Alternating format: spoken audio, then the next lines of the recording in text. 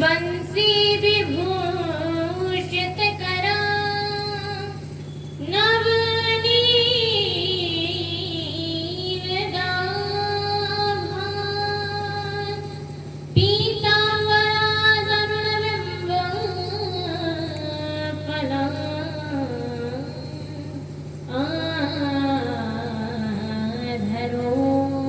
आधरोष्ठान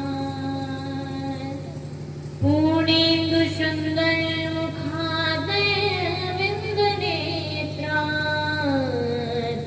कृष्णात् परं किमपि तत्त्वमहं न जाने। वन्दे राधा विशालाक्षी चंद्रकोटि समाप्रभा श्रीकृष्णं सहिता देवी नित्यं कुंज विहारिणी। यहाँ तक कि गोपियां ये कहती हैं कि ये जो बंसी है ना, ये हमारी सौत है। देखिए, बंसी जो शब्द इसका उल्टा करो तो क्या बनता है? क्या बनता है? बंशी को उल्टा करो तो क्या बनता है? शिवम बनता है कि नहीं? और शिवम किसको कहते हैं? भगवान भोलेनाथ।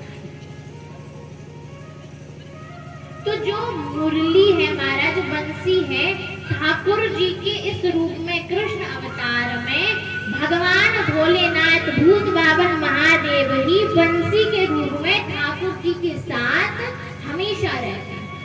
और गोपियां कहती है ये बंसी बंसी नहीं है, ये तो हमारी शौत है। हम जो ठाकुर जी के लिए इतना सब कुछ करती है, उनके लिए माखन निकालती हैं, दूध दही खिलाती हैं, उनके आगे पीछे दौड़ते हैं, उन्हें देखने के लिए महाराज हर प्रकार का कष्ट उठाने के लिए तैयार है। पर इस बंसी को तो देखो, ठाकुर जी इसी की सेवा में लगे रहते हैं। जब भी मुरली बजाते तो महाराज अपने, जब ठाकुर जी मुरली बजाते हैं तो उस मुरली को अपने अधरों पर रखते हैं ना। महाराज किसी संत का बड़ा सुंदर नाम है, वो संत कहते हैं कि ठाकुर जी अपने अधरों पर नहीं रखते, ठाकुर जी बंसी को महाराज अपने अधर रूपी आसन पर बिठाते हैं। और ठाकुर जी जब टेढ़े होकर उस बंसी को बजाते हैं तो ठाकुर जी की जो उंगलियां चलती हैं ना महाराज, उससे जो बंसी से रव निकलते हैं, जो स्वर निकलते हैं, वो बजा नहीं रहे हैं, वेणु वादन नहीं कर रहे हैं, बल्कि बंसी के महाराज चरण दबा रहे हैं। ये सुंदर भाव। ठाकुर जी बार बार जब महाराज पलक खोलते हैं, फिर बंद करते हैं, फिर खोलते, फिर बंद करते हैं, महाराज जी बार बार पलक उठाते बंद करते नहीं, अपितु पंखा चल रहे हैं बंसी को। ठाकुर जी का जो कुंडल है ये छत्र लगा महाराज, ये सुंदर भाव। और महाराज यहाँ तक कि गोपियां बहुत जलती है बंसी से, कहती है हम तो आगे पीछे घूमते रहते हैं और ये हमारी और एक बार देखते भी नहीं, और इस बंसी को देखो कि दिन भर इसी की सेवा में लगे रहते हैं, बड़ा ईर्ष्या करते हैं।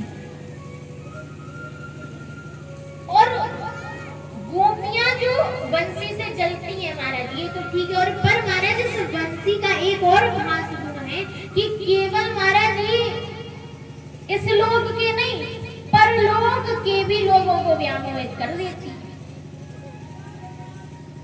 जब ठाकुर जी वेणु वादन करते हैं तो जो इंद्र के दरबार में जितनी भी महाराज अप्सराएं नृत्य करते हैं, रंभादी उस गोपी के कान में पड़ी तो महाराज वो तो ठाकुर जी की बंसी की तान को ही सुनने में मोहित हो गई। उसे पता ही नहीं है कि महाराज जब उसने देखा रोटी की ओर तो महाराज रोटी पूरी जल चुकी है। ये गोपियों का प्रेम, ये गोपियों की भक्ति। महाराज एक गोपी अपना श्रृंगार कर रही थी,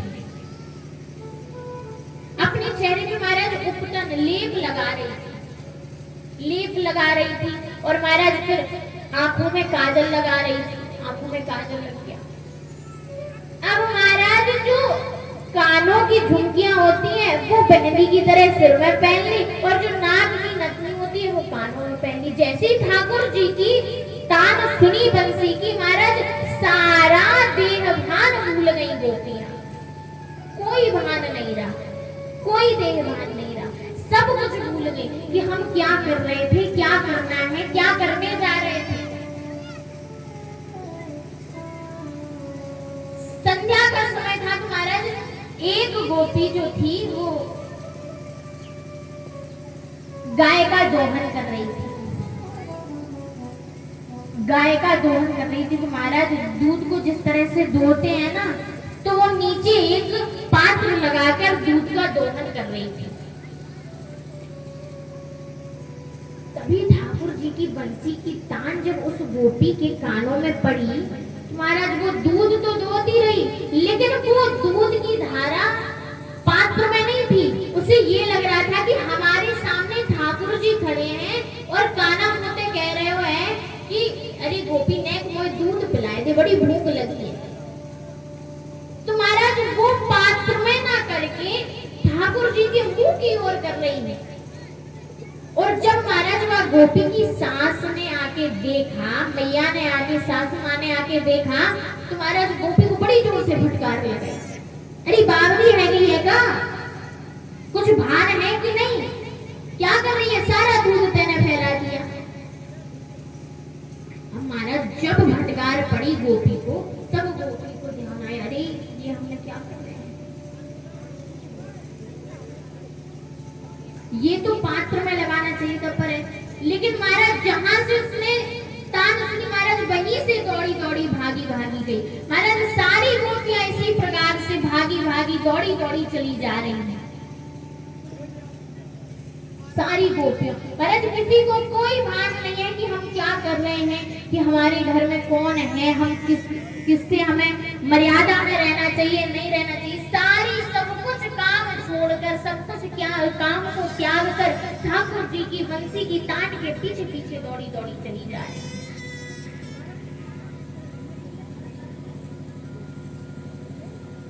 महाराज एक गोपी जो थी वो निकल नहीं पाई,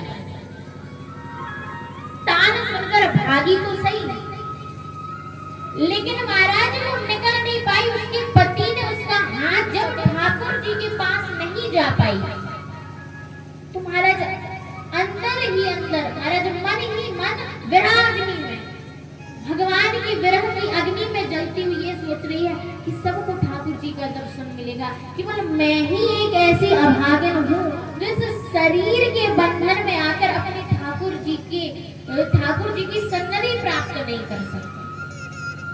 महाराज इतनी विराग्नि में जली, इतनी कि महाराज उसने शुकाश्रम में बैठी महाराज अपने देह को त्याग दिया, उसके पंख पखेर उड़ गए, उसका शरीर महाराज आत्मा से अलग हो गया। और महाराज वो आत्मा के रूप में मनी मन सोचती चली जा रही कि जितनी गोपियां थी आज मैं सबसे पहले पहुंचूंगी। अपना देह त्याग कर महाराज दौड़ी दौड़ी भागी भागी ठाकुर जी के पास गए।